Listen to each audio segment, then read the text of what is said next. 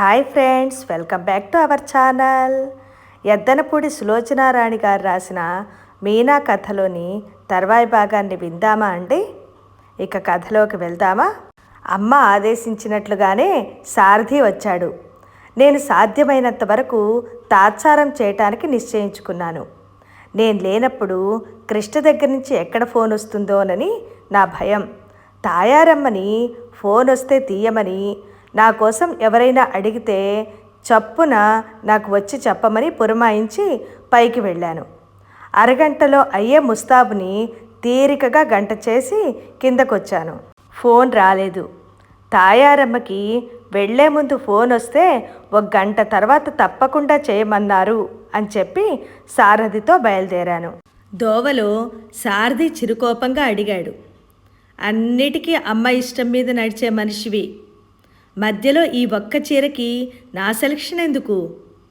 అతని ధోరణి చూస్తే నాతో ఇలా రావటం ఏమాత్రం ఇష్టం లేనట్టుగా, కేవలం అమ్మ బలవంతం మీద కాదనలేక వచ్చినట్టుగా ఉంది. ఏమో, నాకేం తెలుసు, అమ్మ వెళ్ళమంది, వచ్చాను అన్నాను. రేపు పెళ్ళైన తర్వాత మీ అమ్మ నన్ను వదిలేయమంటుంది, వదిలేస్తావా? అమ్మ నిజంగా అలా అంటే చేయక తప్పదు మరి. అమ్మకి అన్నీ బాగా తెలుసు. సారథి శబ్దం బయటకు రాకుండా ఏదో గొణుక్కున్నాడు. ఏమిటంటున్నారు మీరు? నాకు వినిపించలేదు అన్నాను. ఏం లేదు అన్నాడు.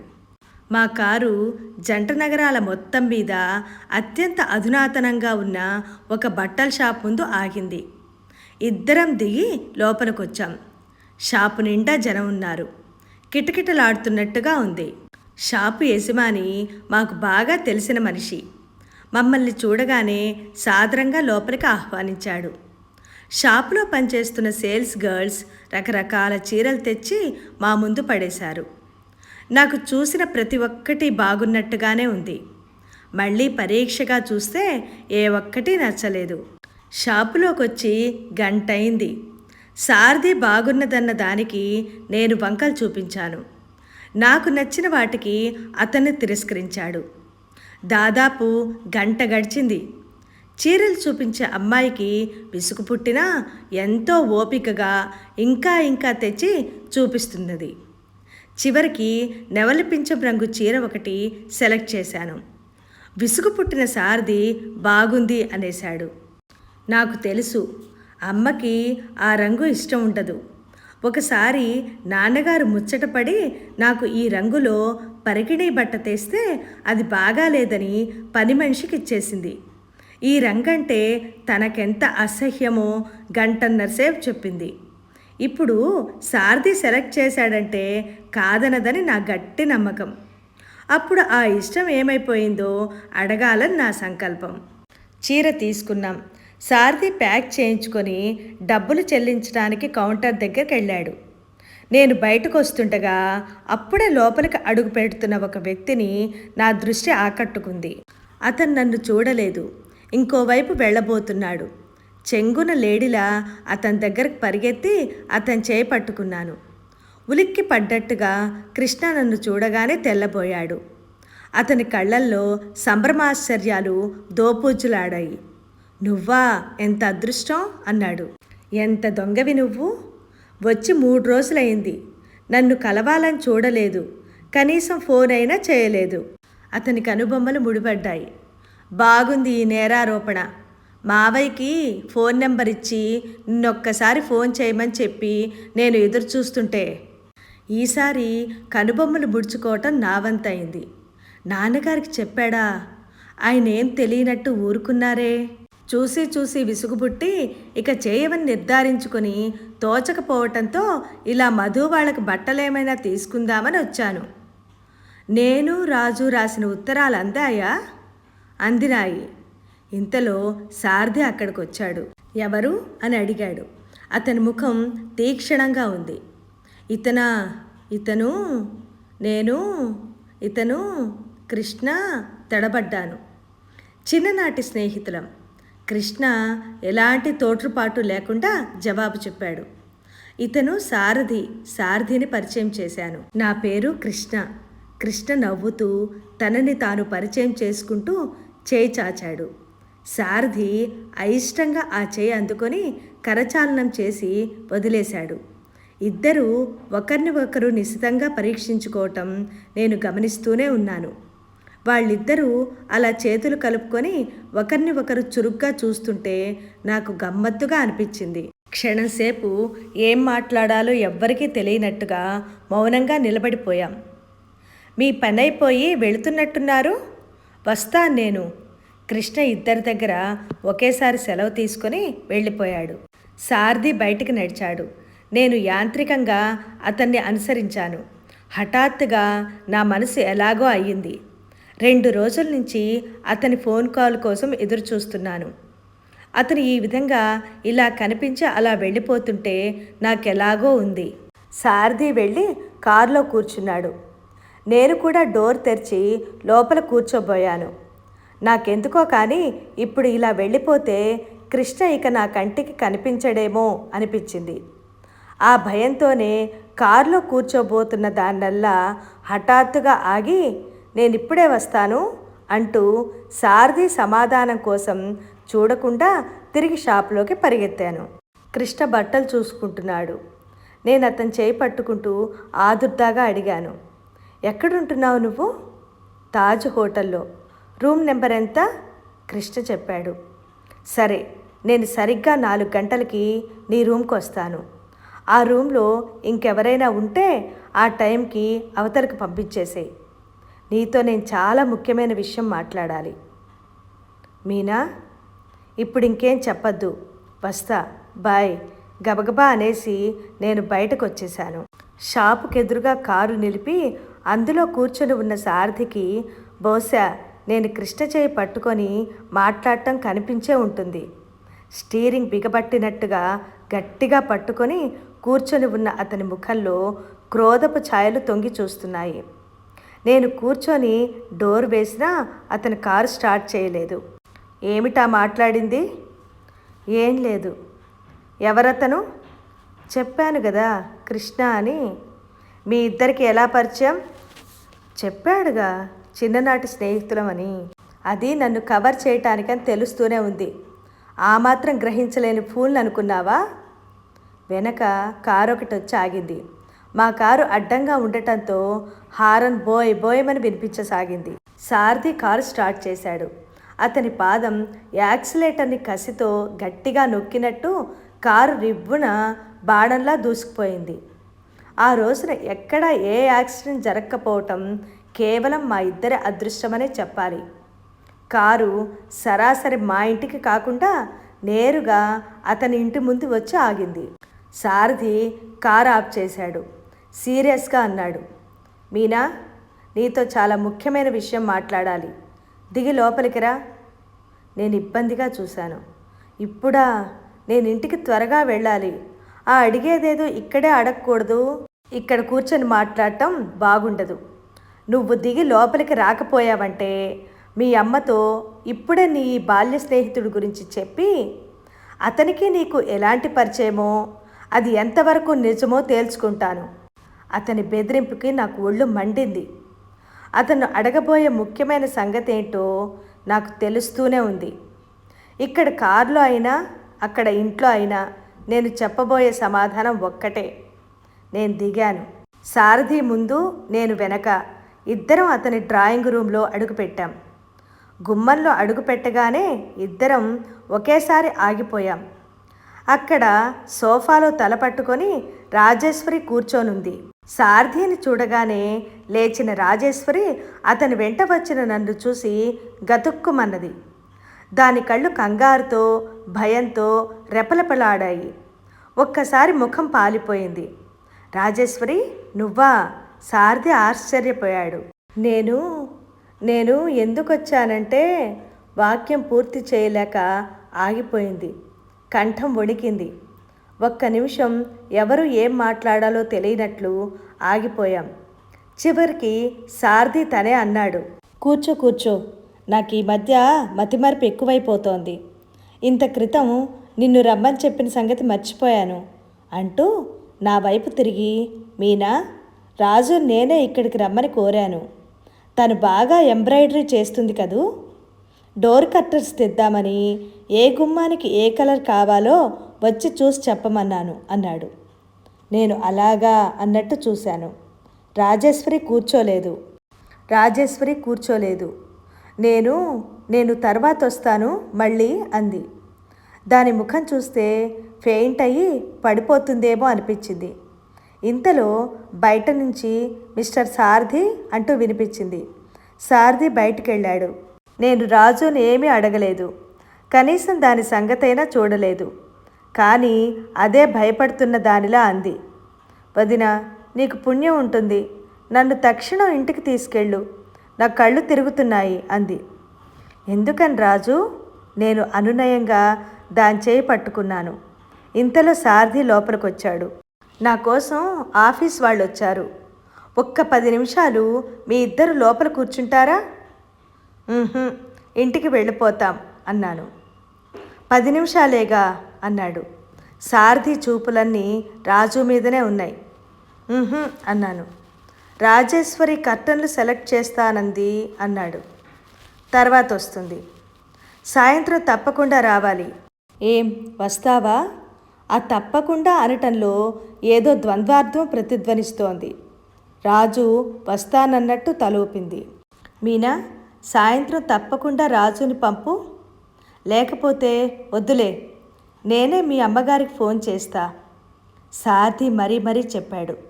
అతని ముఖంలో ఆందోళన బాగా కనిపిస్తోంది.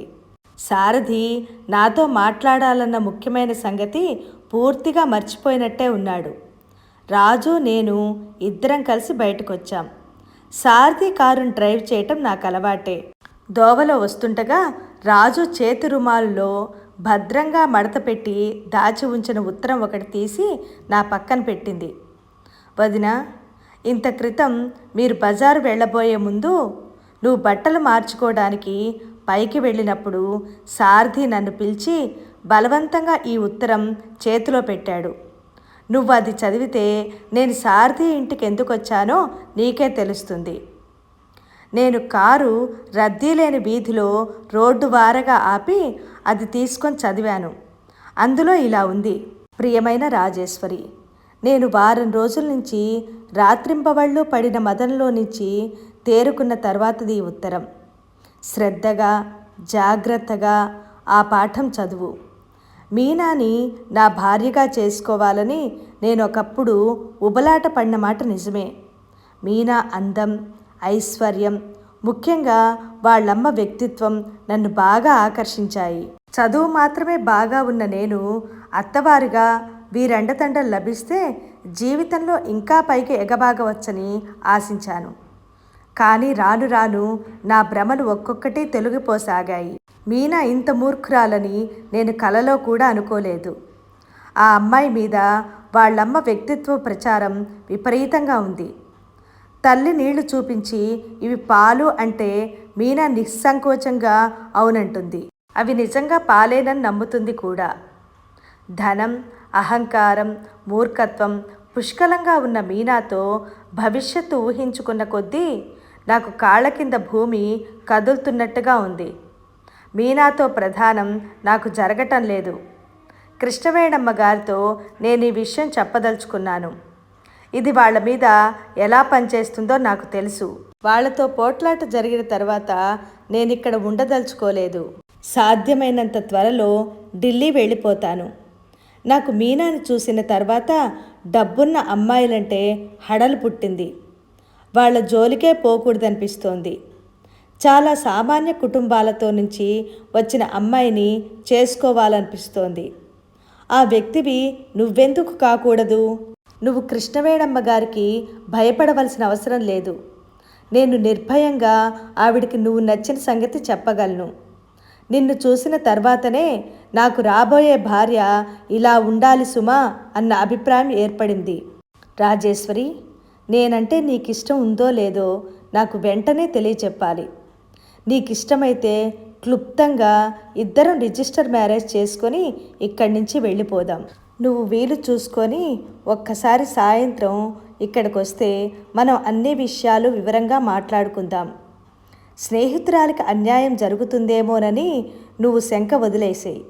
ఇందులో నువ్వు చేసింది ఏమీ లేదు.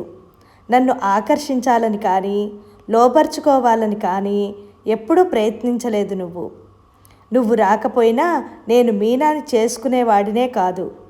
కాబట్టి మీనాతో వివాహానికి నాకు విముఖత్వం కలగటానికి నీకు ఎటువంటి సంబంధమూ లేదు. నా ఈ ఉత్తరం చూసి కూడా నువ్వు నాతో మాట్లాడటానికి నా దగ్గరికి రావనుకో, అది నేను అంగీకారంగా తీసుకుంటాను. ఈ సాయంత్రమే కృష్ణవేణమ్మ గారితో ఈ విషయం చెప్పి నువ్వు కూడా ఒప్పుకున్నావంటాను. నువ్వు వచ్చి మాట్లాడకపోతే సంపూర్ణంగా నా ఈ అభ్యర్థన మన్నించి ఇష్టపడినట్టుగానే అనుకుంటా. ఈ ఉత్తరం ఇంక ముగిస్తున్నాను. ఉంటాను, నీ సారథి. చదవటం పూర్తి చేసి నేను నిట్టూర్పు విడిచాను. జాగ్రత్తగా మడతపెట్టి జేబు రుమాల్లో భద్రపరిచి రాజు చేతికిచ్చాను. అది నిటారుగా కూర్చొని రోడ్డు వైపు చూస్తోంది. ఏమిటి నీ ఆలోచన అన్నాను. నన్ను తక్షణం నిమ్మలూరు పంపేయి. నువ్వేం తప్పు చేశావని? నీకు తెలియదు. రాజు నా వైపు తిరిగింది. కళ్ళల్లో మళ్ళా నీళ్లు తిరుగుతుండగా అంది. వదినా, నిమ్మలూరులో ఆ పెళ్లి గొడవ మూలంగా కాస్త పట్నం వచ్చి నీ దగ్గర సరదాగా ఉంటే ఆ బాధంతా మర్చిపోగలను అనే ఆశతో వచ్చాను. ఇలాంటి విపరీతమైన సంఘటనలు ఎదురవుతాయంటే చచ్చినా వచ్చేదాన్ని కాదు. ఇందులో నా పొరపాటేదీ లేదని నువ్వు నమ్ముతావా వదినా? దానికి దుఃఖం వచ్చేసింది. నేను రాజు తలని నా భుజం మీదకి లాక్కున్నాను. ఏమిటో నీ పిచ్చితనం, ఇందులో నీ పొరపాటే లేదని స్వయంగా సారదే ఒప్పుకుంటున్నాడుగా. నాకేమిటో చాలా భయంగా ఉంది. ఒక్క మాట చెప్పు, విషయం ఇంత దూరం వచ్చిన తర్వాత నన్ను ఒంటరిగా వదిలేసి వెళ్ళిపోతావా? నేనుంటే ఇంకా సమస్య తలెత్తుతుంది. ఎత్తని ఏం జరిగినా నీ మంచిగా నమ్ముతాను నేను. ఈరోజు ఈ ఉత్తరం చూడటం వల్ల నా మనసు ఎంత తేలిగ్గా ఉందో తెలుసా? వదినా, నీ మాటలు నాకేం అర్థం కావటం లేదు. ఒక్క 2 రోజులు ఓపిక పట్టు, నువ్వే తెలుసుకుందువు గాని. పిచ్చి పిచ్చి ఆలోచనలు మానేసి ధైర్యంగా ఉండు.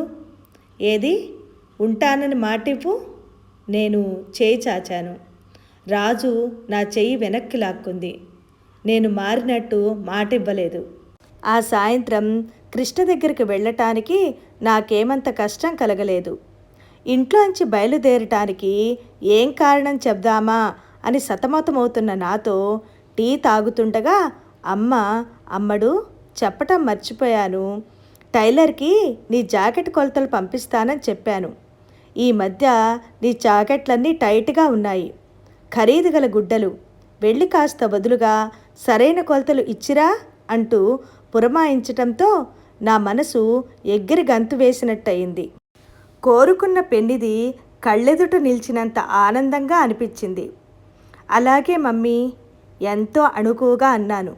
నిజమే, ఈ మధ్య నేను కాస్త లావుగా అయినానని అందరూ అంటున్నారు. నా పాత జాకెట్లన్నీ ఒంటికి అంటించినట్లు అయినాయి. నేను అసలే కాస్త పొడుగ్గా ఉంటాను. దానికి తోడు లావైతే మరీ పెద్దదానిలా కనిపిస్తానని అమ్మకి భయం. నన్ను డైట్ చేయమని మందలిస్తున్న అమ్మని నాన్నగారు విన్నప్పుడల్లా కేకలేస్తారు. నీ మొహం, లావైనంత మాత్రాన పెద్దవాళ్ళు అయిపోతారా? మొహంలో పసితనం కనిపించట్లేదు. ఆ మాటకొస్తే సన్నగా ఒరుగుల్లా ఉన్నవాళ్ళు ముదిరిపోయిన బెండకాయల్లా ముదిముఖాలతో తెలియదంటావా అనేవారు నాన్నగారు. నా తరపున ఆయన వకాల్తా పుచ్చుకోవటంతో నాకు డైటింగ్ బాధ తప్పేది. లేకపోతే చచ్చిపోయి ఉండేదాన్ని. నాకు అసలే విపరీతమైన ఆకలి. అయినా అమ్మకి ఈ వయసుల గురించిన భయం ఏమిటో నాకు బొత్తిగా అర్థం కాదు. మనిషికి కాలంతో పాటు శారీరకంగా మార్పు రావటం ఎంత సహజం. ఎన్నాళ్ళని ఏటికి ఎదురీతగలం? ఎన్నాళ్ళని కాలంతో పోరాడగలం?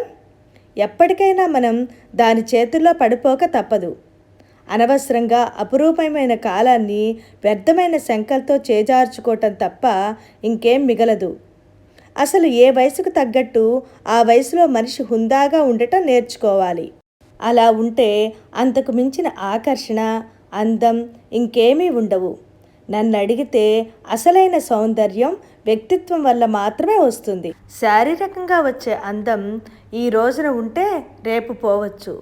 వ్యక్తిత్వం ద్వారా మన చుట్టూ ఏర్పరచుకున్న ఆకర్షణ జీవితాంతం ఉంటుంది. ఏమిటో కొన్ని విషయాల్లో అమ్మకి నాకు స్వభావంలో, అభిప్రాయాల్లో పూర్తిగా పరస్పర విరుద్ధంగా అనిపిస్తుంది. నేను వెళ్ళటానికి తయారవుతుంటే రాజు నా దగ్గరకు వచ్చి, వదినా, నేను కూడా నీతో వస్తాను అంది. నువ్వెందుకు? నేను జాకెట్ కొలతలిచ్చి క్షణంలో వచ్చేస్తాను అన్నాను. రాజు నా భుజం మీద చెయ్యి వేసి నా కళ్ళల్లోకి ఆర్తిగా చూస్తున్నట్టుగా చూస్తూ దీనంగా అంది, ఏమో వదినా, నాకెందుకో చాలా భయంగా ఉంది. నా మనసేమిటో అశుభాన్ని శంకిస్తుంది. ఊహించనిదేదో జరగబోతున్నట్టు నా గుండెలు బిగబట్టినట్టుగా అవుతున్నాయి. నువ్వు ఒక్క క్షణం కనుమరుగైతే 1000 ఆలోచనలు నన్ను వేధిస్తున్నాయి. నా భుజం మీద ఉన్న రాజు చెయ్యి మృదువుగా నొక్కాను. ఓయ్ పిచ్చిమొహమా, నువ్వట్టి కంగారు మనిషివి, అంతకంటే ఇంకేం కాదు. నువ్వు అనవసరంగా నీ నీడను చూసి జడుచుకుంటావు. నీ ఆలోచనలే నిన్ను సతాయిస్తున్నాయి. నేనుండగా ఏ అశుభము జరగదు. నీకేం భయం లేదు, సరేనా? లాలనగా దానివైపు చూశాను. ఏమో వదినా, రాజు ఇంకేదో చెప్పబోతుండగా ఇంతలో కింద నుంచి అమ్మాయి రాజు అన్న పిలుపు వినిపించింది. వదినా, నేను కూడా నీతో వస్తాను. నేను లేకుండా నువ్వు వెళ్ళొద్దు. రాజు మరోసారి నన్ను హెచ్చరిస్తున్నట్టుగా అని కిందకు వెళ్ళిపోయింది. 10 నిమిషాల్లో నేను గబాగబా తయారై కిందకొచ్చాను. ఎక్కడ ఆలస్యం చేస్తే రాజు మళ్ళీ వచ్చి నేను కూడా వస్తాను అని హఠం చేస్తుందేమోనని భయంతో గబగబా జడ అల్లుకొని ఎదురుగా స్టాండ్ మీద చేతికి అందిన చీర తీసుకొని కట్టుకొని వచ్చేసాను. అమ్మ కోసం క్లబ్ తరపు నుంచి ఎవరో వచ్చారు. వాళ్ళంతా కింద హాల్లో కూర్చొని మాట్లాడుతున్నారు. ఆ సంభాషణ నా గురించి వినిపించటంతో మెట్ల మీద అప్రయత్నంగా ఆగిపోయాను. అమ్మాయికి పెళ్ళి స్థిరపడిందటగా ఒక ఆవిడ అడుగుతోంది. అవునండి, లగ్నం నిశ్చయం అయింది. 2 రోజుల్లో ప్రదానం చేస్తున్నాం.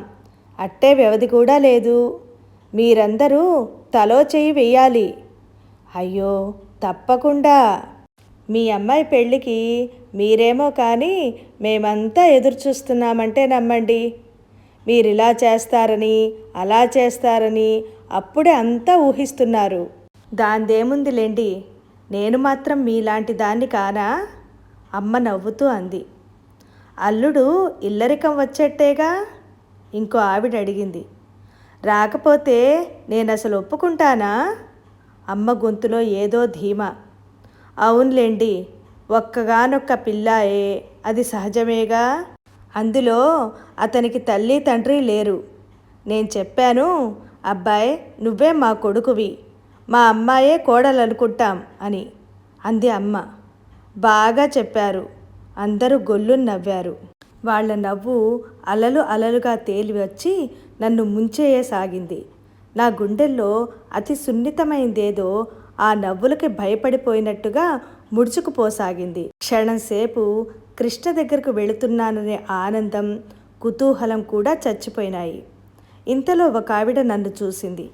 అదిగో మీనా వస్తుంది. అందరూ తిరిగి చూశారు. నేను కిందకి దిగొచ్చాను. మమ్మీ, నేను వెళుతున్నాను అన్నాను. వెళ్ళి త్వరగా రా. చూడు, వచ్చేటప్పుడు సారథి దగ్గరికి వెళ్ళి అతన్ని కూడా తీసుకురా. నాన్నగారు ఏదో మాట్లాడాలి అన్నారు. యాంత్రికంగా తల ఊపి బయటకు వచ్చేసాను. ఫ్రెండ్స్, మీనా కథలోని తర్వాయి భాగాన్ని నెక్స్ట్ వీడియోలో విందాం.